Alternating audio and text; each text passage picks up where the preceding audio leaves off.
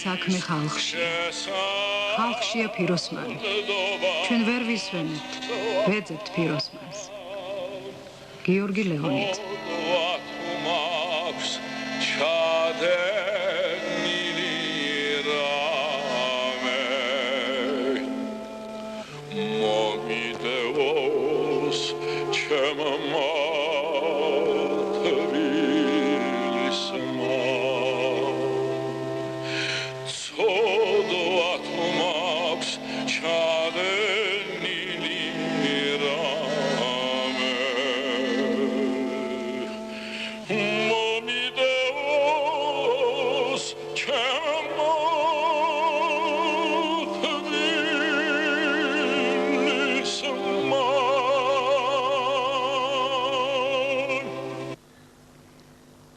როგორც ადამიანებს, ხელოვნების შედევრებსაც აქვს თავიანთი ისტორია. ამის მაგალითები მსოფლიო ხელოვნების საგანძურში მრავლადაა და გამონაკლისი ამ მხრივ არც ფიროსმანის განუმეორებელი ფერტილოებია. დღეს ვისაუბრებთ ფიროსმანის იმ ნახატზე, რომელსაც მხოლოდ რეპროდუქციებით ვიცნობთ. ეს გახლავთ არსენალის მთა ღამით.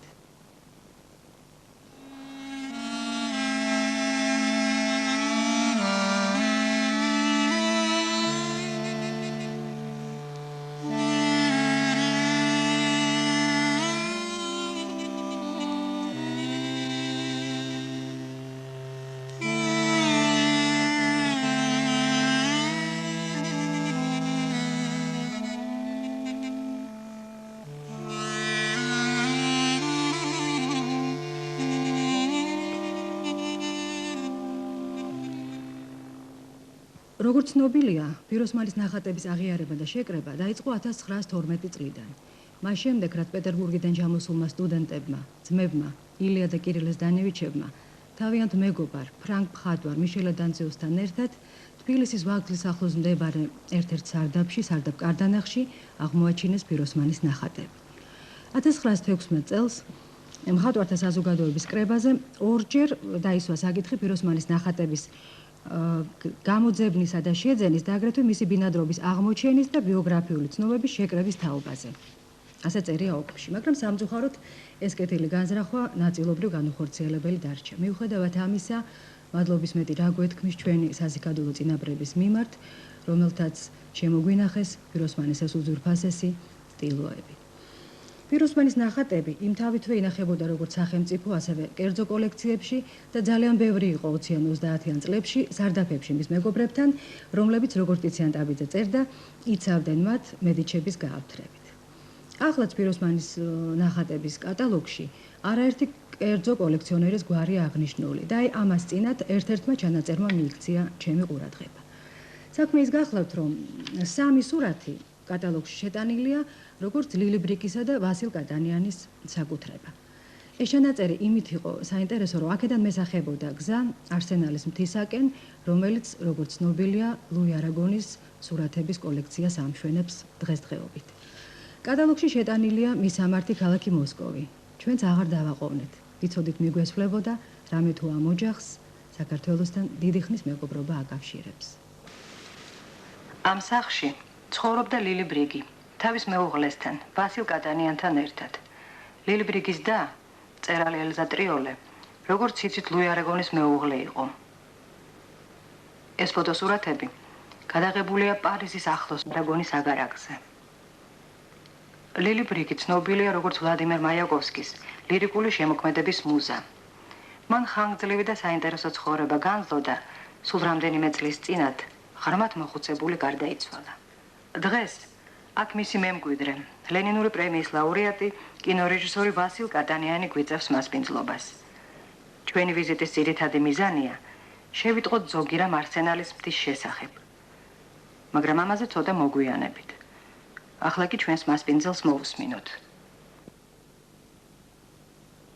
О Пиросмане я впервые услышал еще будучи студентом. Дело в том, что лекции нам читал Сергей Михайлович Эйзенштейн. И занятия часто проходили у него дома, у него была потрясающая библиотека, и он очень много собирал книг, монографий о художниках. И вот однажды он нам показал монографию о Пиросмане, которая вышла еще задолго до войны. И там мы впервые увидели вот этого потрясающего художника. Сам Эйзенштейн говорил, что он его в подлиннике никогда не видел, и видел вот только, так сказать, влюбился в него вот по этим монографиям. Увидел я впервые Пиросмани у Лилии Юрьевны Брик, которая, так сказать, очень хорошо знала толк в живописи, и понимала, как следует живопись, и любила ее очень. Где-то в конце 40-х годов она приобрела две картины. Одна из них вот этот натюрморт, вот, который вы видите. Вторая, вот рядом висит «Сын богатого Кенто», который тоже широко известная картина. И ходил такой миф, что будто бы эти картины принадлежали Маяковскому, что он их знал, любил и так далее. Это все неверно, потому что я свидетель того, что Лилия Юрьевна их просто купила вот в конце 40-х годов. Насколько я понимаю, по-видимому, у Кирилла Зданевича. Вот. Но то, что Маяковский видел Пиросмани, это, конечно, точно, потому что вот в воспоминаниях моей мамы есть написаны такие страницы о том, как они были, когда Маяковский приезжал в 26 году в Тбилиси, и после вечера в театре Руставели они всей компанией поехали к Кириллу Зданевичу, к Кириллу и к Илье, и там все стены были увешаны, значит, Пиросмани, которым тогда вот эти братья собирали. И, естественно, Маяковский все это видел. Но каково было его отношение, об этом не написано. ვასილ კატანიანმა საუბარში გაიხსენა დედის ნაამბობი. როგორც დამატებითი მასალებიდან ირკვევა, მაიაკოვსკიმ მართლაც ნახა ფიროსმანის სურათები თბილისში ყოფნისას დაახლოებით 20-იან წლებში. ეს იყო ვერაზეს დანევიჩების სახლში. ამ ქუჩას მაშინ ეწოდებოდა კირპიჩნი პირეულაკ. დღეს ეს გახლავთ ბაქრაძის ქუჩა. მაიაკოვსკი როგორც მოგეხსენებათ, პროფესიონალი მხატვარი იყო, კარგადაც ერკვეოდა მხატვრობაში და ფიროსმანის ნახატების ნახვისას მან ახლდა читаем всюду, где любят искусство. Вот одна из картин Пиросмани «Гора Арсенала ночью». Эта картина долгое время была у Луи Арагона. У меня такое предположение, она могла попасть к Арагону через Лили Брик. Вот об этом что вы знаете? По-видимому, в общем, это так и было, но не совсем так. Дело в том, что все, кто приходил в дом к Лилии Юрьевне, видели Пиросмани и, конечно, влюблялись в этого художника, потому что люди приходили сюда всегда, так сказать, образованные, интеллигентные. И Лилия Юрьевна очень как бы пропагандировала. Одно время она даже собирала всякие вещи о Пиросмани, то есть фотографии его, фотографии всяких документов там и так далее. Поэтому она была страстным пропагандистом вот творчества Пиросмани. Естественно, Арагон, который был женат на Эльзе Триоле, то есть сестре Лилии Юрьевны, которые все они между собой очень дружили и были, так сказать, тесно связаны и семейными узами, и литературными. Увидев и познакомившись в подлиннике уже у Лилии Юрьевны, конечно, они влюбились в этого художника и увлеклись его творчеством. И забегая вперед, можно сказать, что и Арагон, и Эльзе Триоле очень содействовали выставке Пиросмани в Лувре. И когда вопрос стоял о том, где будет экспонироваться, здесь обсуждался, значит, вопрос с кем-то, я уже не помню, в каком зале, Лилия Юрьевна сказала, ну как в каком? Конечно, только в Лувре. Потому что она его считала величайшим художником вообще наравне с Леонардо да Винчи. Конечно, только в Лувре. Действительно, это было в Лувре. Вот. Эту картину, вот «Гора Арсенал ночью», ее подарили Арагону в связи с его 60-летием. Арагона праздновалось в СССР. Он в это время был здесь. Был большой вечер в зале Чайковского. Выступало много поэтов, было много народу, и был там большой концерт и так далее. И картина эта была подарена ему. Точно я не могу сказать кем. То ли Союзом писателей, то ли правительством. Но, конечно, это было не без содействия Лилии Юрьевны, которая знала всех коллекционеров, у кого что есть, и, по-видимому, она подсказала, где эту картину можно достать. Потом эта картина, Арагон ее сразу не увез с собой во Францию, она висела у Лилии Юрьевны довольно долго, поэтому даже некоторые люди думали, что это ее картина. А висела она потому, что она требовала реставрации, прежде чем ее можно было бы транспортировать. И потом ее реставрировали тоже в какой-то государственной мастерской, настоящие большие мастера. И после того, как она была реставрирована и приведена в надлежащий вид, она, значит, была переправлена Арагону с разрешения, естественно, правительства, она была переправлена в Париж и висела в их парижской квартире. А когда была выставка в Лувре, то у них ее взяли для экспозиции, она экспонировалась в Лувре. Да, какова судьба ее теперь? Понимаете, загородный дом такой, который был переделан из мельницы. Там раньше была мельница, какие-то помещения пристроили, и такой небольшой участок, как бы у нас говорится, дачный участок. В общем, это дача была. Там они похоронены. По их завещанию правительство сделало исключение, и как Толстой похоронен у себя в усадьбе, там, значит, их могила. Но что самое главное? Самое главное, что там, по завещанию Арагона и Эльза-Триоле, там на этой даче создан, сейчас он создается только, но уже есть, так сказать, для этого все предпосылки, финансы и так далее. Сейчас там создается такой научный центр, в котором люди, которые занимаются творчеством Арагона, Эльзы Триоле, вот этой эпохой, в которой они жили и творили, и там они могут изучать материалы, работать, иметь ту литературу, которая им нужна. Значит, как это все будет сделано и организовано? Часть комнат будет сохранена как мемориальная. Там гостиная, спальня и кабинет Арагона. Остальные помещения превращены будут в рабочие залы со столами, со стеллажами, с библиотекой и так далее. И вот в этих комнатах, которые сохранены как мемориальные, как гостиные, там будут выставлены, они будут украшены коллекциями, которые эти люди собирали всю жизнь. То есть совершенно уникальная их библиотека, и русская, и французская, и масса картин. Они очень любили живопись, оба, и Арагон, и Триоле.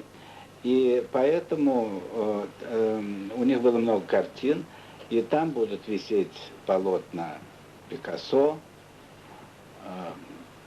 Брака, Матисса, Шагала, великих художников современности, и среди них, конечно, это вот полотно Пиросмани. Вы определенно об этом знаете, или вы предполагаете, что это так? Я предполагаю, что это так. Я сейчас точно не узнавал про это полотно, но когда мне сказали о том, что все их коллекции, то, что висело у них на парижской квартире, будет вывешено здесь, и когда мне показали, что вот стоят эти картины еще не распакованные, я как-то не спросила, а Пиросмани тоже среди них или нет, потому что это как-то подразумевалось. Понимаете? При случае, конечно, я... Но вы с кем говорили на эту тему? Я говорил на эту тему с Жаном Реста. Жан Реста – это духовный наследник Арагона, так сказать, официально по завещанию. Это поэт, который занимается творчеством Арагона, который его редактирует его собрание сочинения, издает его, и который за всем этим как бы следит. ამ სურათის გადარჩენა და შენარჩუნება თავის დროზე არც თუ ისეიული საქმე ყოფილა და ახლა სწორედ ამის შესახებ მინდა გიამბოთ. ეს სურათი პირველად აღმოაჩინა მხატვარმა ზიგმუნდ ვალიშევსკიმ. ვაგლის ახლოს მდებარე ნიკო ბაიაძის სარდაფში. პიროსმანს როგორც ჩანს, სწორედ ეს ნახატები ქონა მხედველობაში, როდესაც ილიას დანევიჩს უთხრა. სურათები, რომლებიც ბაიაძესთან არის, მართალი გითხრათ არ მომწონს. მე თქვენ უკეთეს დაგიხატავთ. 1914-15 წლებში ბაიაძემ მოულოდნელად დახურა თავისი სარდაფი და გაუჩინარდა ქალაქიდან. არავინ იცოდა სურათების ბედი და ისინი დაკარგულად ჩათვალეს. და მხოლოდ 1920 წელს პოეტმა კოლაუ ჩერნიავსკიმ სრულიად შემთხვევით აღმოაჩინა ისინი საბურთალოზე, სადაც ბაიაძეს ახალი ღვინის სარდაფი გაეხსნა.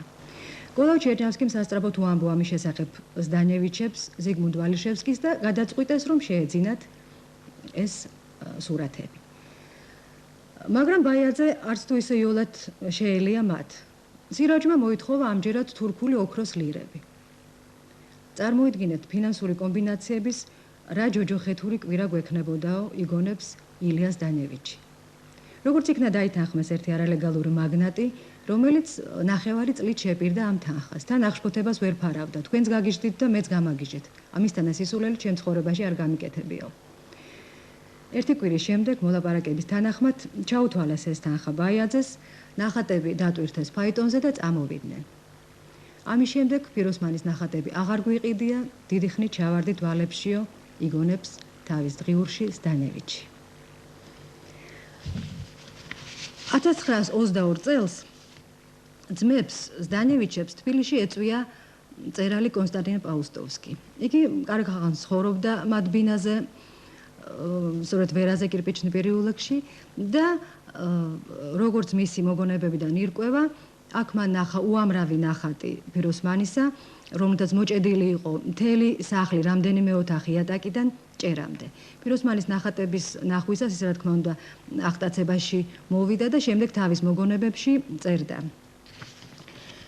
Панорама Кавказа, начиная от магической лунной ночи над Цифлийским арсеналом и кончая выжженной панорамой гор у ног Шамиля, запомнилась мне на всю жизнь.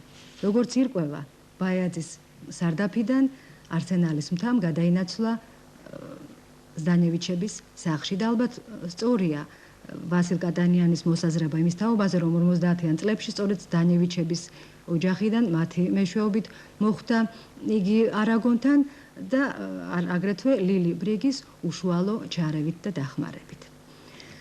ახლა კი დაუბრუნდეთ დღევანდელობას და მოვიგონოთ ბატონ რეზო თაბუკაშვილის ფილმი ფურცლები ფრანგული დღიურიდან, სადაც საუბარია არსენალის მთაზე და აღბეჭდილია შეხვედრა ლუი არაგონთან.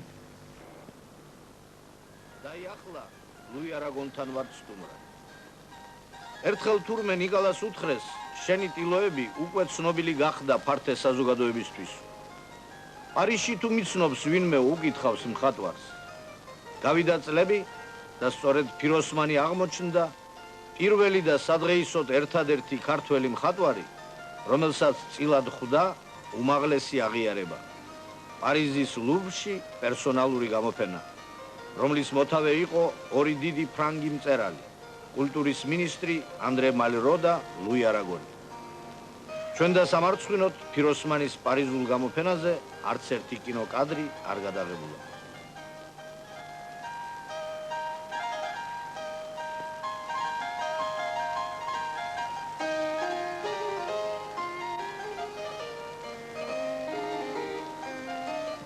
ფრანგი იყო ლედანტიუს, რომელმაც კირილე და ილია ზდანევიჩებთან ერთად მხოლოდ მედუქნეებისთვის ცნობილი ნიკოლა ფიროსმანაშვილი დიდ ფიროსმანად აღმოაჩინა.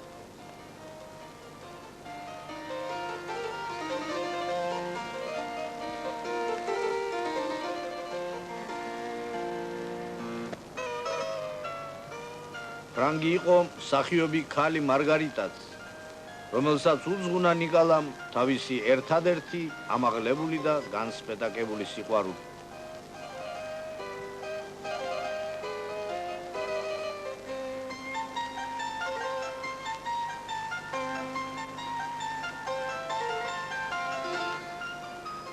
ფიროსმანს კიდევ ერთი დიდებული შემთხვევა აკავშირებს პარიზთან. ცნობილია, რომ პიკასომ სიკვდილამდე 3 თვით ადრე შექმნა თავისი უცნობი სულიერი ძმის ფიროსმანის პორტრეტი. პიკასოსეული განუმეორებელი შტრიხებით შესრულებული.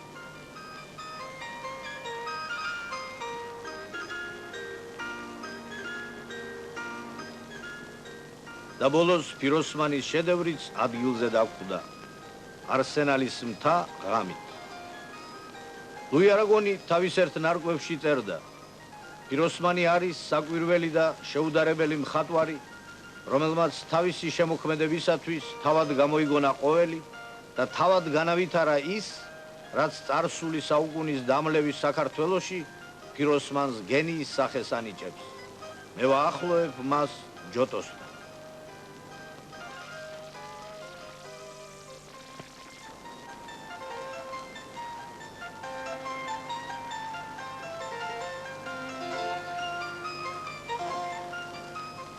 გამოვეთხოვეთ გულთბილ მასპინძელს და თურმე სამუდამოდ. პოეტი სულ მოკლე ხანში გარდაიცვალა.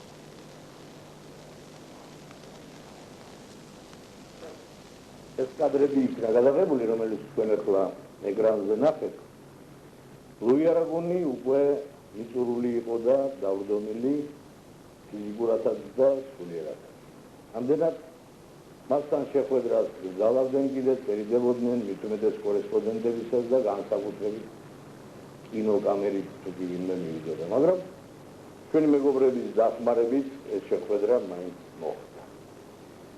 რომ არ გადაგვეღალა მასპინძელი ზოგადი საუბრი, პირდაპირ ფიროსმანის დავიწყეთ, ისეთი ჩვენი ინტერესის მთავარი თემი.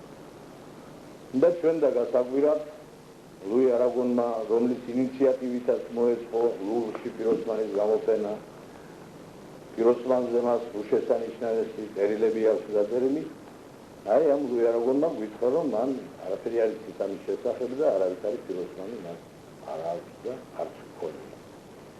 მივხვდით, რომ წლებმა თავისი გაიტანა და მოხუც უკვე ღალატობს მეხსიერება, მაგრამ მიუხედავად ამისა, მასპინძელმა გულთბილად შეგვიპატიჟა ბინაში. ბინა დიდი აქვს, მის სიცოცხლეშივე უკვე სახლ-მუზეუმად გამოიყურებოდა. ეს ბინა მთელი სართულია, საკმაოდ მოზრდილი შენობის ერთი სართული და დაგვათვალიერებინა 6 ოთახი თავისი ბინისა. ბევრი საინტერესო ინფორმაცია მოგვაწოდა ზოგადად, მაგრამ შევნიშნეთ მასპინძლის ერთი სისუსტე, რომ ყველა ოთახში ძირითადად დაწვრილებით და დეტალურად იყვებოდა იქ მდგარი წიგნების კარადების ისტორია. და ამან კიდეც გვიშველა ფინალში.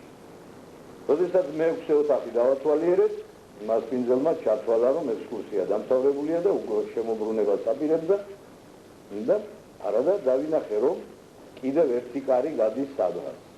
და ვკითხე, რომ აი კარი რომ გადის იქით ოთახში, რაიმე წიგნის კარადა ხომ არ არის საინტერესო და აენთო ისევ პოეტი და მითხრა, როგორ არაო, ამ ხერხით მოვხდით მე-7 ოთახში და იგივე ხერხით მერვეში. და ზუსტად მერვე ოთახში აღმოჩნდა ფიროსმანის არსენალის თაღამით ბუხარზე საფუძველი. გავიდა სულ ცოტა ხანი, ლუი არაგონი გარდაიცვალა და მისი მემკვიდრეობა დარჩა ერთ ირანელ ახალგაზრდა პოეტს, რატომ როგორ ამისი დეტალები მე არ ვიცი. მაგრამ გავიგე ისიც, რომ მემკვიდრეობის იურიდიული საკითხების ჭირისუფლება ამავე დროს გავალებული აქვს გაზეთ ლუმანიტეს მთავარ რედაქტორს.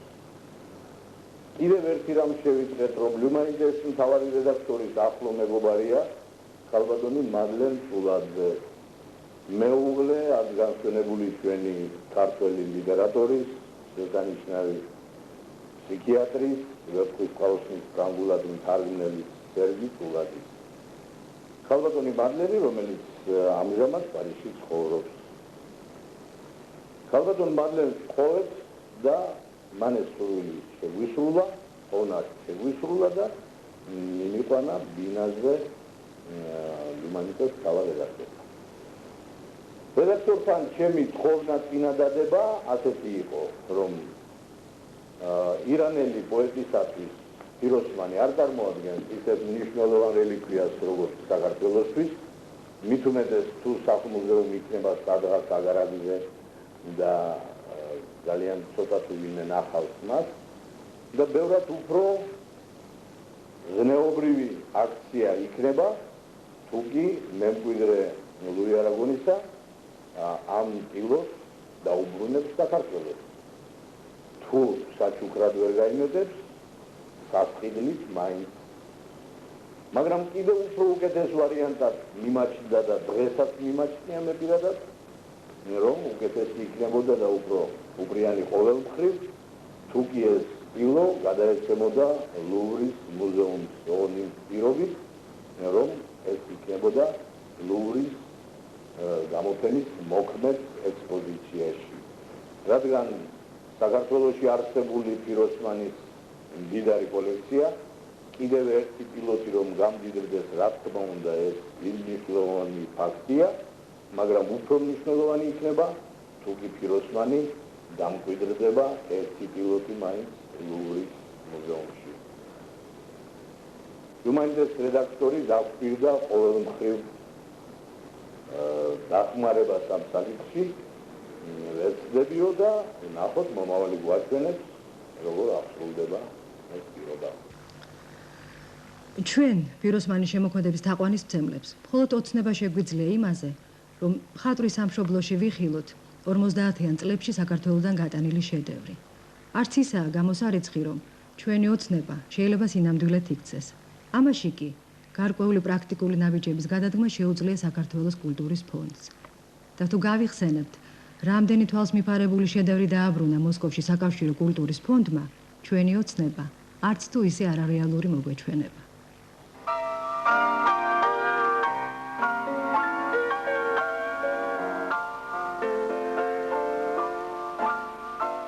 არსენალის მთაღამით, თვარი შუქზე. იგი ახლაც ისეთივეა, როგორც საუკუნის დასაწყისში. დრო თითქმის არც კი შეხებია აქაურობას და დღევანდელი გადასახედიდან რა ძვირფასია იგი ჩვენთვის. არსენალის მთა ფიროსმანის მიერ ნანახი და განცდილი. ასეც ხედავდა მას მთვარე აღამეში, სარდაფებისა და დუქნების მთვრალი ყიჟინისაგან გაქცეული თბილისის ქუჩებში განმარტოებით მოხეტიალე გენიოსი. და როგორც ფიროსმანში უზომოდ შეყვარებულმა ლადვასათიანმა თქვა, მე ვუსმენ მიწას, წარმოვიდგენ ცხოვრებას მისას, ცოცხლდება ჩემ წინ ქრთალი სახე, ფერები მგოსნის, თვარეულივი დავემხობი თბილისის მიწას და დიდი ნიკო ფიროსმანის ნატერფალს კოცნი.